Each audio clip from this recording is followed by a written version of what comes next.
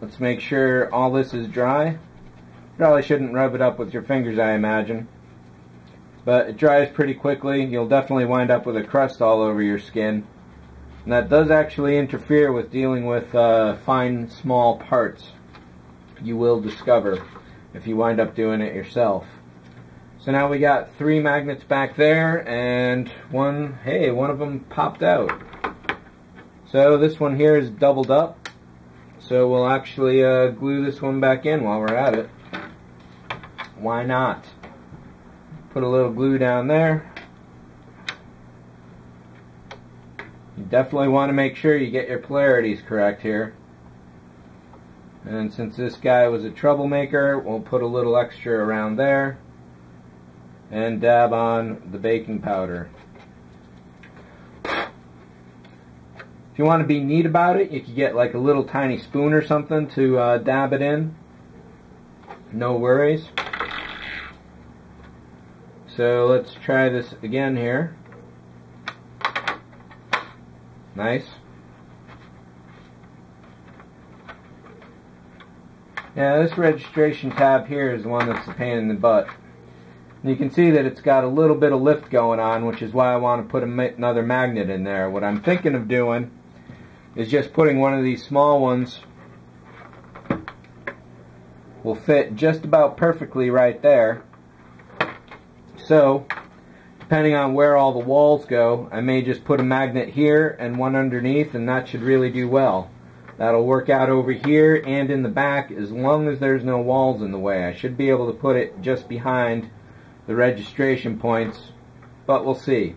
Another option is to get a couple magnets and glue them just to the side. Of course, if they'll come around to you here. So gluing one magnet to the base there and one magnet to this bit of plastic with a little reinforcement should also provide a nice strong bond.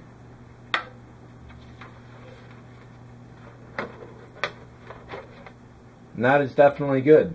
So that's how you can make some extra reinforcements, which will also help stabilize the floor overall. One other place I put the magnets is inside each of these larger registration holes. Now there's one I missed, so let's see which one it is. So it's not that one, nor that. Got a magnet in there, and this one, and that one. There's our missing one.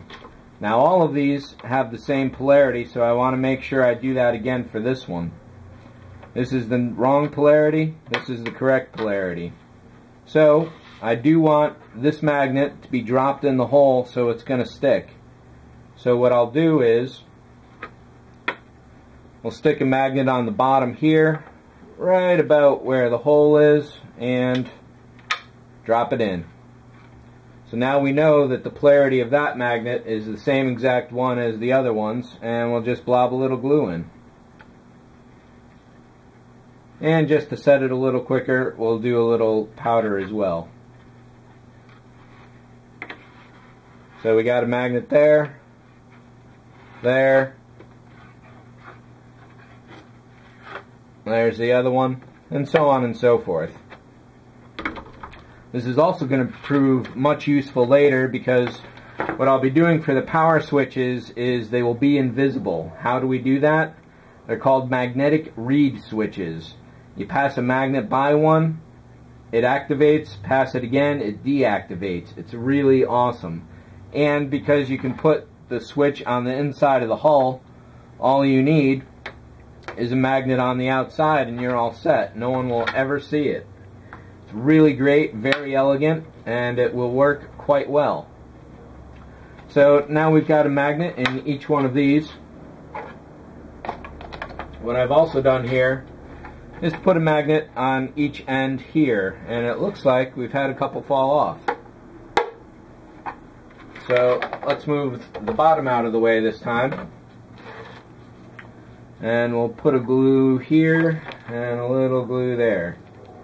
Now if you paint your model before you start doing glue, you're going to have some bad adhesion problems. They're not unworkable, but know that glues will stick to the paint before they stick to the styrene.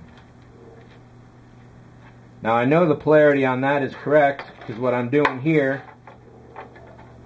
as long as these match, oh, and that one just came off. Excellent. This is good that this is happening now. Alright, so I had the polarity wrong there. That's the correct polarity. So we'll put a little glue down here too. I had thought it might be necessary to cut some of these stalks a little shorter. However, there's plenty of room for, these should be 1/4 inch by 1/8 inch, I believe. Pretty freaking small. They're about half as tall as they are wide. We're still working with the correct polarity. Now keep in mind, if you screw the polarity up, the hull will fly apart. It will not want to sit together. So be very careful about that when you're setting them. Double check and then double check again and again. We'll put a little more glue down here. And to help these go a little faster, we'll just put a little bit of powder around the edges. I keep calling it powder, but it's really baking soda, but I guess baking powder is also a common word for it too. Alright. So as I mentioned, I painted the entire inside black, and that's to help out with light leak when we get the LEDs going. So let me maneuver the lights around here and the camera as well, and I'll show you what's up with this and how bad light leak can be. So what we're looking at here is the center hole. Right there, there's a deep scratch. Over here, there's another one. And right in there. So these are all deep scratches that are in the model. I put 2 coats of black on here. It covered it pretty well. Let's take a look at the edges too. You can see there's a bit of shimmer going on, so I'm going to have to put a lot of extra black paint around those areas too. Not a problem. But it's something to certainly be aware of, because if we pack enough lights in this, then it's definitely going to glow around the edges, and we definitely don't want that to happen. So you can see here, this is pretty solid as far as the edges go, as well as the edges around here. And what a lovely frame that makes, eh? However, up here in the center hole, you can definitely see, once we get the focus going, maybe that'll help, and it does. We can see there's a little ambient diffusion going on. So we'll have to throw some more paint down in this area. So even though it looks nice and pure black here, it's definitely not. So I'll be going in with a hand brush at some point and just blobbing that in extra thick to make sure that all these holes get covered up. And you can see the dents going on here that are causing that light leak. And let's see if we can see the other ones. No? Not quite offhand. So some of them will be invisible and some of them will be clear and obvious.